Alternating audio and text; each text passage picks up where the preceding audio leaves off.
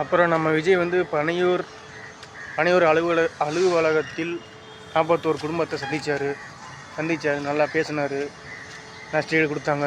அதான் சரி. கரூர் போகலன்னு தமிழ்நாட்டில் இருக்க பல பேர் சொல்கிறாங்க. அந்த பல பேருக்கு பதில் சொல்லணும். அங்கே போய் தானே கெட்டது நடந்துச்சு. அதுக்கப்புறம் எதுக்கு மறுபடியும் அங்கே போகணும்? கெட்டது நடந்த இடத்துக்கு மறுபடியும் எதுக்கு போகணும்? என்ன பாதுகாப்பு இருக்குது? அங்கே நேரில் போனால் என்ன பாதுகாப்பு இருக்குது? பாதுகாப்பு இல்லையா? அப்புறம் எப்படி போக முடியும்? இப்போ பனையூரில் பார்த்து அதான் சரி, பனையூர் தான் சரி. அதனால் கெட்டது நடந்துச்சு, என்ன பாதுகாப்பு இருக்குது? போலீஸ் பாதுகாப்பு கொடுத்துச்சா? காக்கி சட்டை போட்ட போலீஸ் பாதுகாப்பு கொடுத்துச்சா? கருப்பு கோட்டு போட்டால் ஜட்ஜு பாதுகாப்பு கொடுத்தாரா?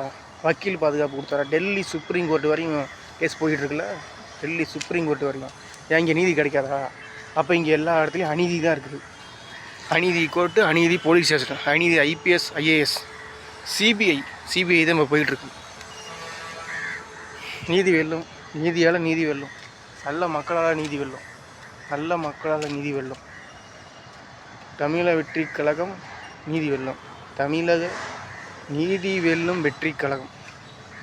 தமிழக விஜய் நீதி வெல்லும் வெற்றி கழகம்.